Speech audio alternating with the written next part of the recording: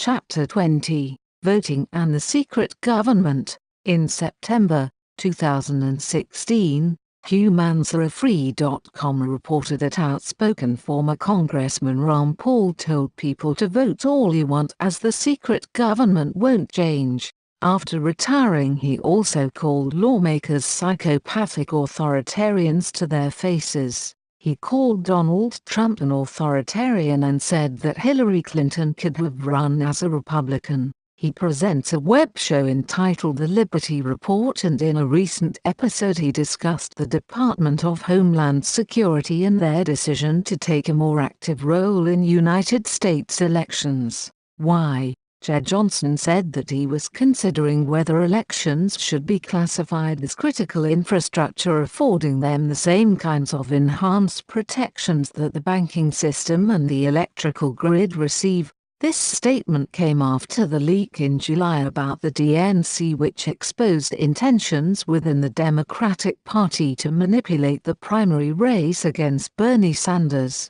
Paul took issue with Homeland Security and said they may have false flags and they may do a lot of things, but no matter how an emergency comes up, they are going to make use of it. And the use of it isn't to say, hey, how are we going to protect the American people? And they're worrying, when they talk about doing something about rigged elections, that the votes are counted. No, they are making sure that the votes aren't counted and they are irrelevant, and the government has all this power. In 2012, he was silenced by the media and the political establishment after running for president within the Republican Party, where primaries and caucuses in Maine and other states showed some irregularities.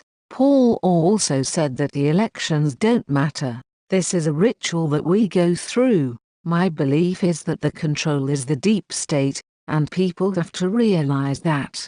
This belief is echoed by Michael Lofgren, a former Republican congressional aide, and describes the deep state as a hybrid entity of public and private institutions ruling the country according to consistent patterns in season and out, connected to, but only intermittently controlled by, the visible state whose leaders we choose.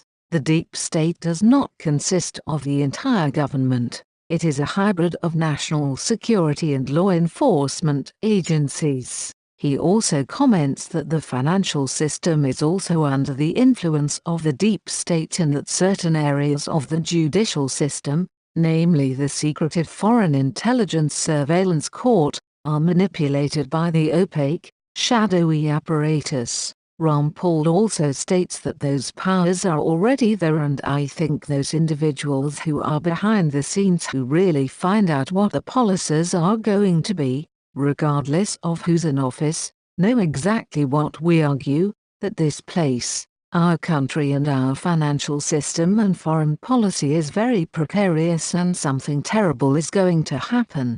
This is where the real enemy is right now. Sure, we have to have a national defense, but I don't agitate and read and study and try to change people's minds because I think somebody is going to invade us.